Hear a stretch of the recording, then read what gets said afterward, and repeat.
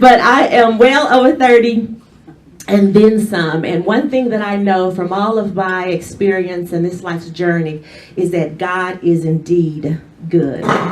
Not only good, but he is indeed faithful. And I'm sure if we passed around the microphone, several of you could probably give that same story of how faithful God is and how he takes care of us when we need taken care of. And he takes care of us even when we don't know that we need taken care of.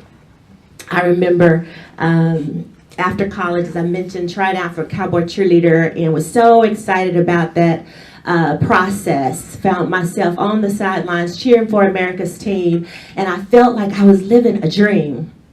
It was fun on Sundays to be in the tunnel and to hear the guy call out, "Ladies and gentlemen, never duplicated, never imitated, but often duplicated, the world famous Dallas Cowboys cheerleaders!" And the stands would go crazy and the music would start, and here we go, 36 girls prancing and dancing and taking our place on the field. I mean, it's a feeling like I can't even describe to you.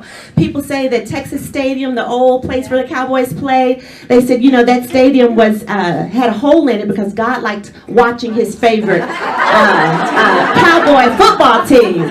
But we used to say, no, that stadium has a hole in it because God likes watching his favorite cheerleaders.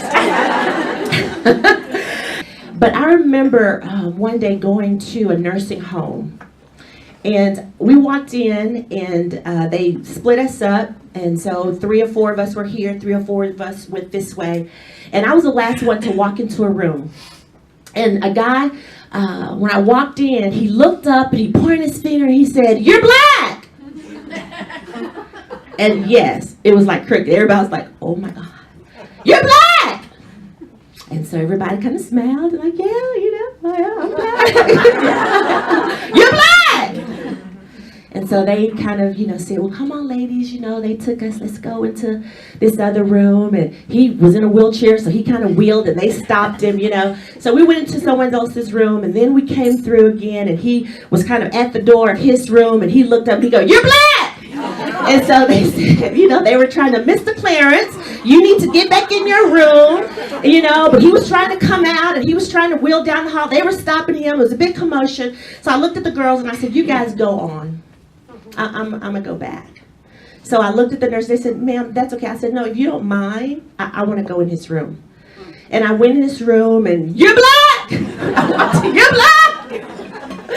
And I went over to him and I grabbed his hand and I put his hand on my face and I said, "You're right, I'm black." And he just kept repeating, "You're black, you're black."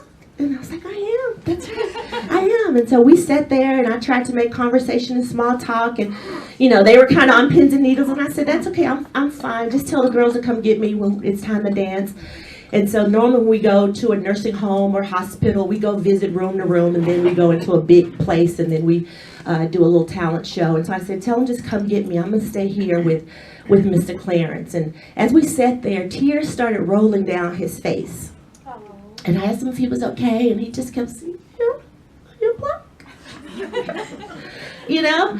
And to this day, I have no idea what that meant to him. The girls eventually came to get me, and I asked the nurse, can he go, you know, to the Great Hall and watch the performance? And they said, yeah. And so I said, "Okay, well, I'm going to wheel you." And okay, and I wheeled him front and center, and all while, you know, I danced, I just looked at him the whole time. I just smiled at him, and tears just started running down his face.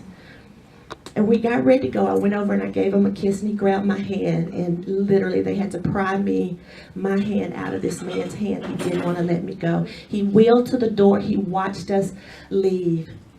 And I said, "You know what? I love being on the sideline, and game day is good, but I tell you what, that was the day I was the most proudest of being a Dallas Cowboy cheerleader." I don't know what was going on with Mr. Clarence. I don't know his story, but that day I felt like I touched his heart, and there was some healing somewhere that happened because of that experience. Those were the best of times.